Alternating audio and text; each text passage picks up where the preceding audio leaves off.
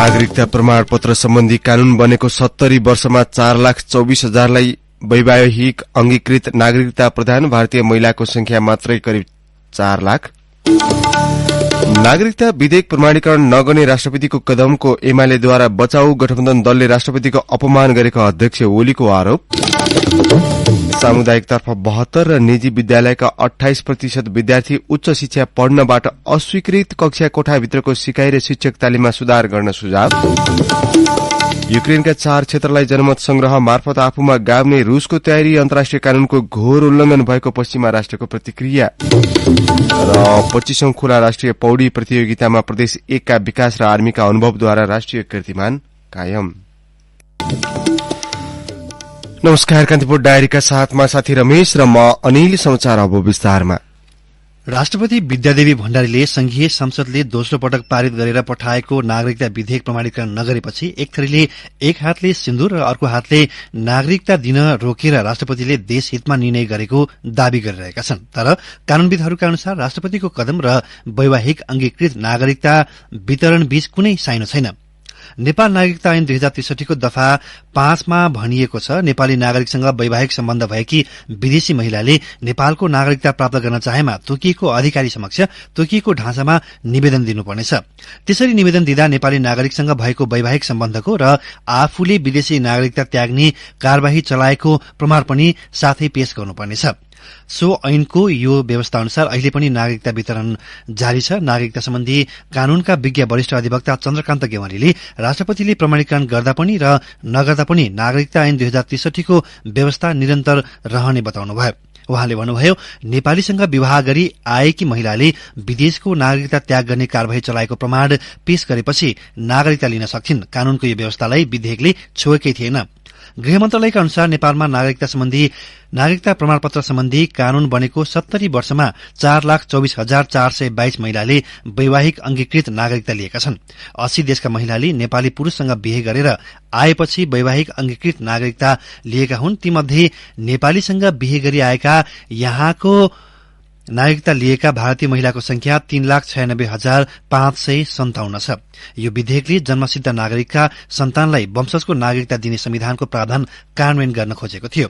अब सो विधेयक प्रमाणीकरण नभएकाले जन्मका आधारमा नेपालको नागरिकता पाएका 1,90,000 व्यक्तिका करिब 5 लाख सन्तान नागरिकताबाट वञ्चित हुनुपर्ने भएको छ।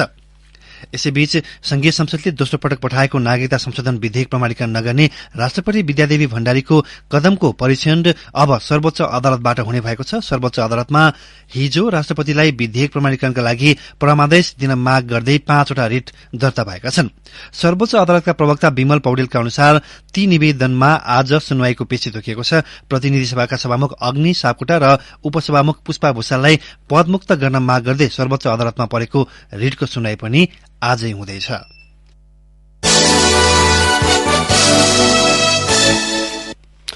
प्रतिपक्षी एमाले नागरिकता विधेयक प्रमाणीकरण नगर्ने राष्ट्रपति विद्यादेवी भण्डारीको कदमको बचाउ गरेको छ।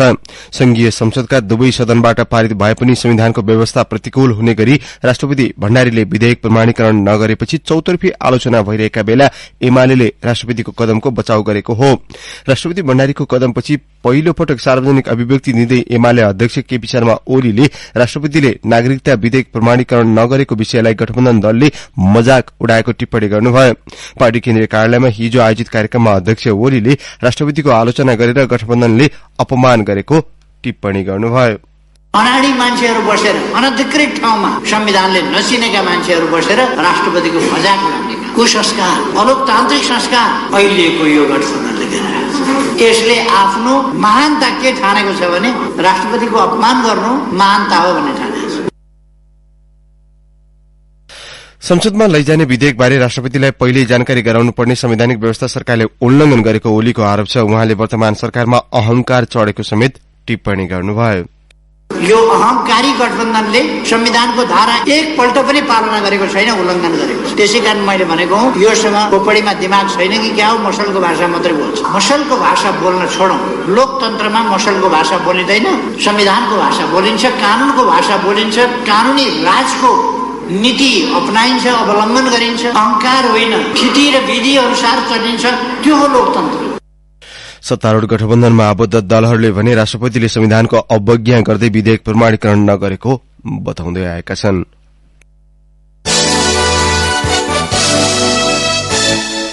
कान्तिपुर डायरीमा अब कान्तिपुर सविस्तारको पालो। कान्तिपुर सविस्तार। राष्ट्रपति विद्यादेवी भण्डारीले संविधानको अवज्ञा गर्दै नागरिकता विधेयक प्रमाणीकरण नगरेपछि मुलुकमा संवैधानिक अनिल देखिएको छ। राष्ट्रपतिको कदमबाट सिर्जित अवस्थालाई देखाएर कतिपय कोणबाट आगामी मंसिर 4 गतेका लागि निर्धारित निर्वाचनलाई लिएर आशंका व्यक्त भएका छन्। नागरिकता विधेयकलाई दलहरूले चुनावी एजेण्डा बनाउनु राजनीतिक रूपमा स्वाभाविक छ, तर समाजलाई ध्रुवीकृत गर्दै निर्वाचन नहुने वातावरण बनाउने छूट भने दलहरूलाई छैन।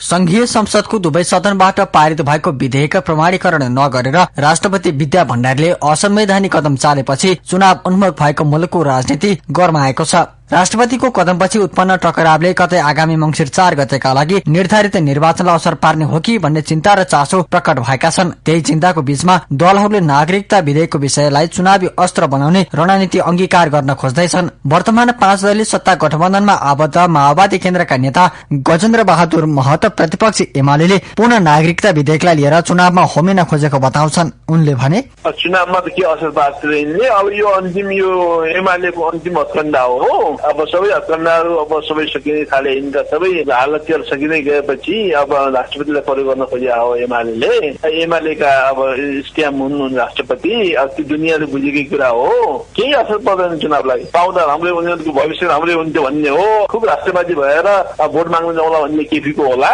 हामी अब त्यसैले हतियार बनाएर जानु छैन। राष्ट्रपतिको उन दुनियाँले देखेकै छ, केपी ओलीको उन भन्ने देखिकै छ। उनी अब उग्र राष्ट्रपति भएर फेरि अब जनतालाई आफूमा छापा हाल्न खोजेको देखिएकै छ। अब यसैले एजेन्डा बनाएर चुनावमा जान खोजेको देखिएकै छ। त्यो प्रश्नै छ नि के भन्नु छ र। राष्ट्रपतिको कदमबाट नागरिकता विहीन नागरिक र संविधानमाथि प्रहार भएको आरोप सहित विरोधमा उत्रिएका मधेस केन्द्रित दलहरूले पनि निर्वाचनको विकल्पमा जाने पक्षमा नभएको बताएका छन्। तर नागरिकता विधेयक प्रमाणीकरण नभएको विषयलाई त्यत्तिकै नछाड्ने उनीहरूको भनाइ छ। लोकतान्त्रिक समाजवादी पार्टीका नेता अनिल कुमार झाले भने चुनावलाई असर गर्ने नगर्ने विषय हामी भन्न सक्दैनौं, तर हाम्रो पार्टी यसको विरोधमा छ र यसको विभिन्न स्तरमा विरोध गरिन्छ। यो कुरा हामीले भन्न मिल्दैन।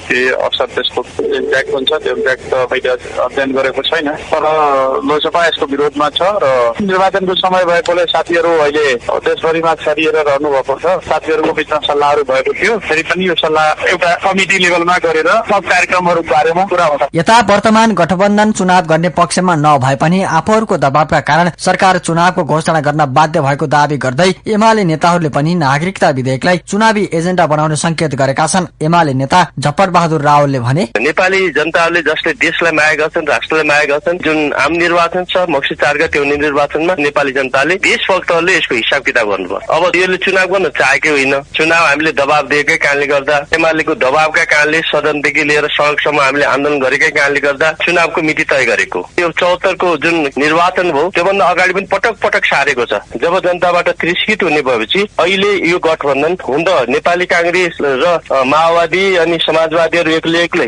चुनाव लड्ने आँटै गरिरहेछन्। किन त भन्दा यस्तै यस्तै राष्ट्रघाती कामहरू गरेका छन्। नेपाली जनता हामी सबैले देशभक्तहरूले खबरदारी गर्नुपर्छ र घोषित अनि समयमै अनि निर्वाचन सम्पन्न गर्नुपर्छ। राष्ट्रपति भण्डारीको असंवैधानिक कदमले संवैधानिक र कानूनी अन्यल उत्पन्न गराए पनि सबै आशंकालाई चिर्दै चुनावमा जानुको विकल्प नभएको सत्तारूढ़ दलको भनाइ छ।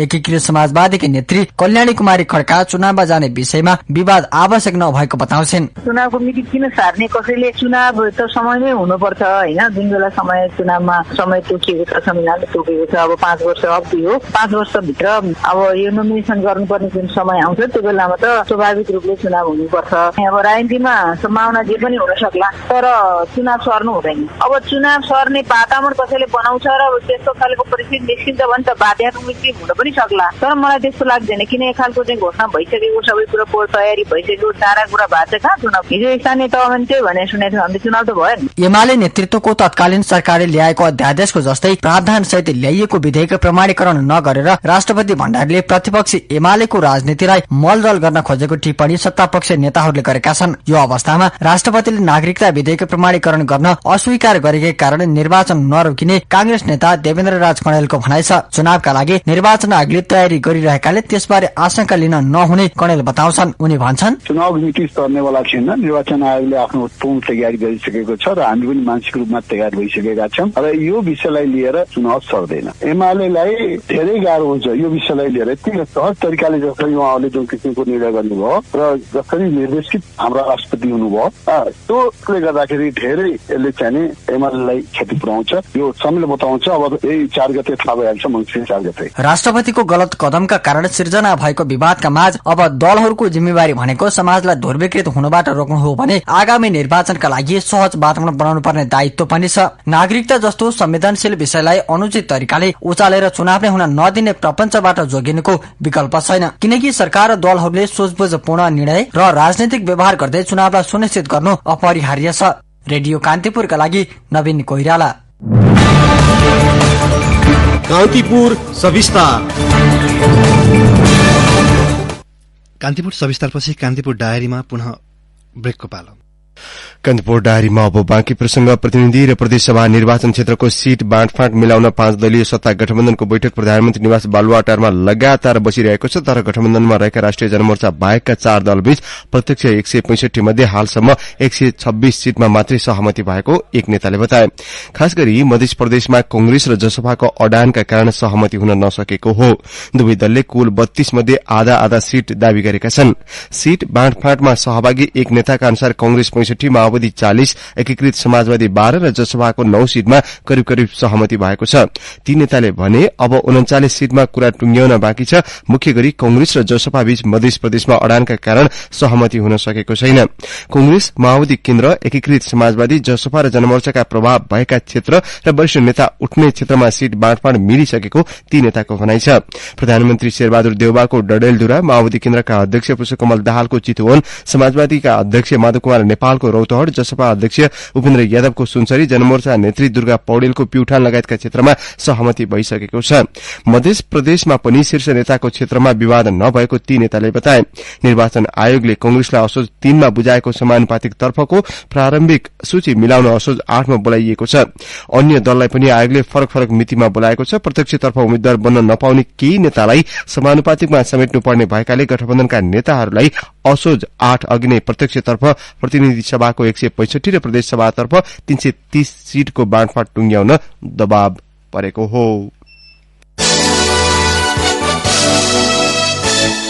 यस वर्ष सामुदायिकका 72 र निजी विद्यालयका 28% विद्यार्थी उच्च शिक्षा पढ्न अस्वीकृत भएको पाइएको छ।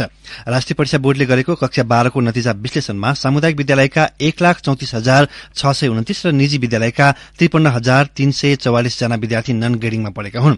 भदौ दोस्रो साता सार्वजनिक नतिजा अनुसार सामुदायिक र निजीका गरी 3,62,571 परीक्षार्थी सहभागी भएकामा 1,87,973 जना अर्थात 52% विद्यार्थी नन ग्रेडिङमा पढेका हुन्। 2 विषयसम्म नन ग्रेडिङमा पढेका 1,30,878 जनाले ग्रेड वृद्धि परीक्षा दिन पाउनेछन् भने बाँकी 57,532 जनाले पुनः अर्को वर्ष सबै विषयको परीक्षा दिनुपर्नेछ। बोर्डका सदस्य सचिव दुर्गा प्रसाद अर्यालका अनुसार 84,550 जनाले 1 र 46,318 जना विद्यार्थीले 2 विषयमा नन ग्रेडिङ प्राप्त गरेको जनाउनुभयो। उनीहरूका लागि ग्रेड वृद्धि परीक्षा असोज 30 र 31 मा सञ्चालन हुँदैछ। यसपटकको परीक्षामा निजी भन्दा सामुदायिक विद्यालयका विद्यार्थी धेरै थिए। नतिजामा ग्रेडिङमा पढ्ने विद्यार्थीको संख्या भने सामुदायिकको भन्दा निजीको बढ़ी र नन ग्रेडिङमा पढ्ने विद्यार्थीको संख्या निजीको भन्दा सामुदायिकको बढ़ी छ। सामुदायिक र निजी दुवैतर्फ गरी 48% विद्यार्थी मात्रै उच्च शिक्षामा भर्ना पाउन योग्य ठहरिएका थिए। विषयगत रूपमा मध्यम स्तरको जीपीए 2.81 देखि 3.2 र 2.41 देखि 2.81 प्राप्त गर्ने विद्यार्थीको संख्या अत्यधिक छ। 3.61 देखि 4 जीपीए ल्याउने विद्यार्थी सामुदायिक विद्यालयका 571 जना छन् भने निजीका 3,608 जनाले सो जीपीए प्राप्त गरेका छन्। बोर्डले लेटर ग्रेडिङ प्रणाली 2078 अनुसार कक्षा 12 को नतिजा सार्वजनिक गरेको थियो। सो प्रणालीमा प्रत्येक विषयको सैद्धान्तिक तर्फ 35% अंक प्राप्त नगरे नन ग्रेडिङ उल्लेख गरिन्छ। यसअघि सैद्धान्तिक र प्रयोगात्मक तर्फको अंक जोडेर नतिजा प्रकाशित हुन्थ्यो। यस वर्षको नतिजा विगतको भन्दा निकै खस्केको बोर्डले समेत स्वीकार गरेको छ।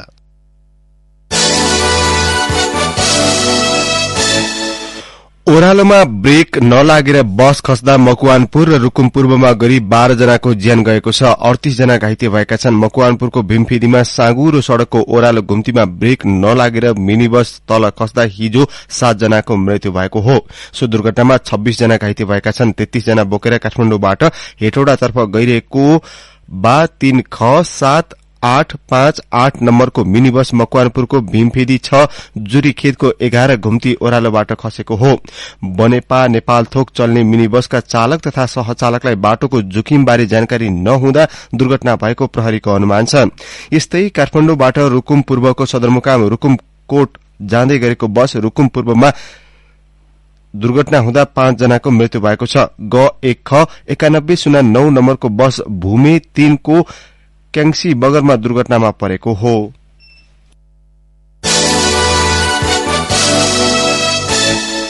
निर्वाचन नजिकै गर्दा वार्षिक बजेट बाहिरबाट खर्च गरेको पाइएपछि निर्वाचन आयोगले अर्थ मन्त्रालयलाई 24 घण्टाभित्र सम्पूर्ण विवरण पेश गर्न निर्देशन दिएको छ। आगामी प्रतिनिधि सभा र प्रदेशसभा निर्वाचनलाई प्रभावित पार्न मन्त्रालयले प्रभावशाली नेताको जिल्लामा नीति तथा कार्यक्रम र बजेट भन्दा बाहिरकाबाट रकम बाँडेको पाइएपछि आयोगले अर्थ सचिवलाई स्पष्टीकरण सोधेको हो। आगामी मंसिर 4 गतेका लागि तय निर्वाचनलाई प्रभावित तुल्याउने गरी वार्षिक बजेट र रातो किताबमा नसमेटिएका योजना तथा कार्यक्रममा समेत धमाधम गैर बजेटरी निकासा दिन थालेको भन्दै आयोगमा उजुरी परेको थियो। यसरी वार्षिक बजेटमै नराखिएका योजना तथा कार्यक्रमका लागि अर्थले रकमान्तर र स्रोत सुनिश्चितता गरेको भन्दै आयोगले अर्थ सचिव कृष्णहरि पुष्करलाई 24 घण्टे स्पष्टीकरण सोधेको हो।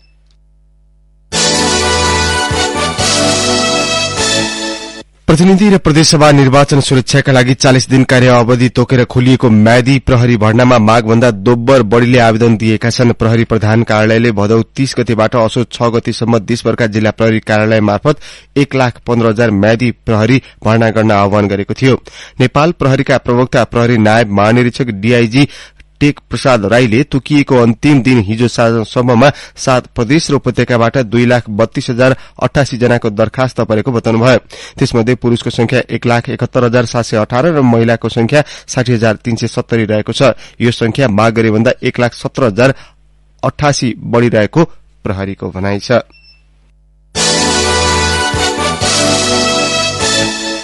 परराष्ट्र मन्त्रालयको अदूरदर्शिताले नेपाल सहभागी नहुनुपर्ने एक अन्तर्राष्ट्रिय सुरक्षा सम्बन्धी कार्यक्रममा बुधबार राष्ट्रपति विद्यादेवी भण्डारीले सहभागिता जनाउनु भएको छ। चीनका राष्ट्रपति सी जिनपिङले अघि सारेको सुरक्षा सम्बन्धी कार्यक्रम ग्लोबल सिक्युरिटी इनिसिएटिभ जीएसआई को भर्चुअल सम्मेलनमा राष्ट्रपति भण्डारी सहभागी हुनुभएको हो।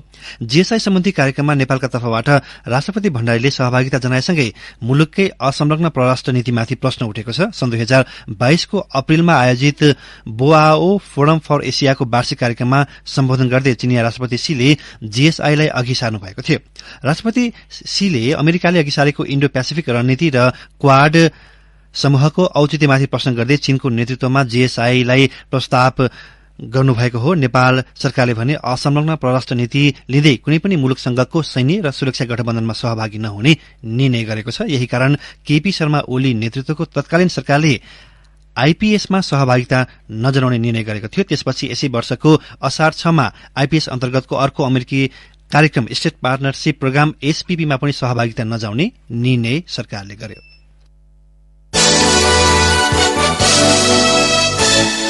नेपाल पत्रकार महासंघले प्रेस तथा अभिव्यक्ति स्वतन्त्रता मैत्री कानून निर्माण गर्न राजनीतिक दलहरूको प्रतिबद्धता खोजेको छ। प्रतिनिधि सभा तथा प्रदेश सभाको निर्वाचनको पूर्व सन्ध्यामा घोषणा पत्र प्रतिबद्धता पत्र निर्माणमा लागेका सबै राजनीतिक दललाई प्रेस स्वतन्त्रता प्रति प्रतिबद्धता व्यक्त गर्न र निर्वाचन भएपछि पनि सोही अनुसारको व्यवहार गर्न तथा नीति निर्माणका लागि पनि महासंघले घोषणा पत्र जारी गर्न आग्रह गरेको छ।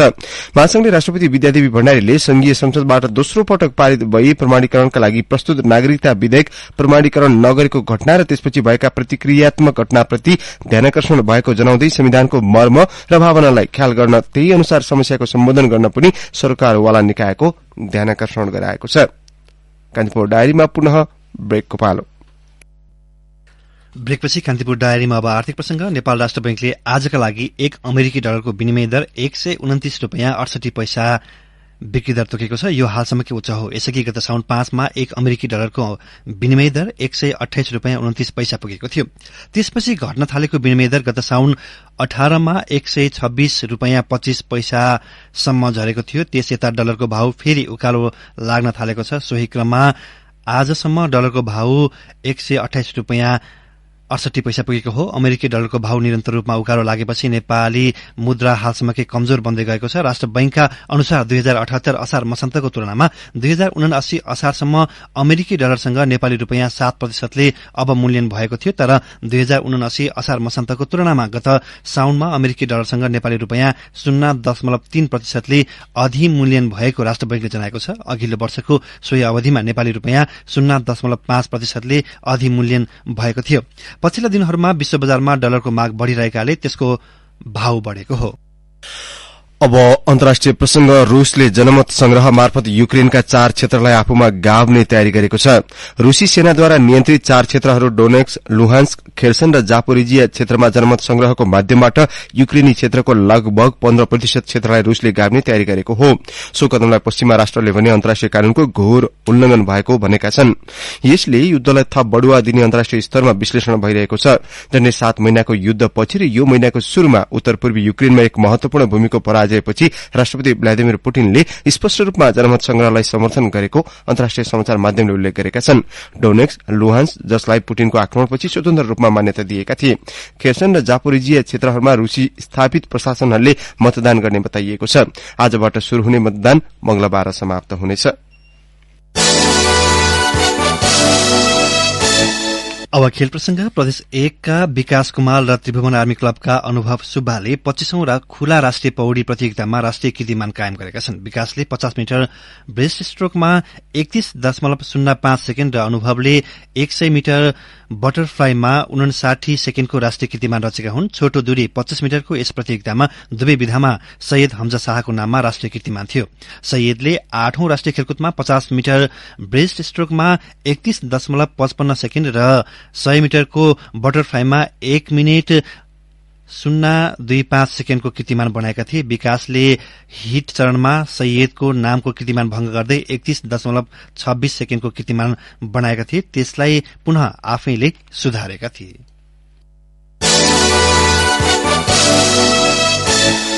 अब मौसम सम्बन्धी जानकारी। मुलुकभर आंशिकदेखि सामान्य बदली रही केही स्थानमा मध्यम वर्षाको सम्भावना रहेको जल तथा मौसम विज्ञान विभागले जनाएको छ। सुदूरपश्चिमका केही स्थानमा भारी वर्षाको सम्भावना छ। केही बेर अघि 18 डिग्री सेल्सियस मापन गरिएको काठमाडौँ उपत्यकाको अधिकतम तापक्रम आज 29 डिग्रीसम्म पुग्न सक्नेछ। सूर्योदय बिहान 5:52 भयो भने सूर्यास्त भरे साँझ 6 बजे हुनेछ। हवस्, प्रसंगसहित कान्तिपुर डायरीको यो बुलेटिन अहिलेलाई यही सकिन्छ। साथी रमेश र म अनिल विदा माग्छौं। नमस्कार।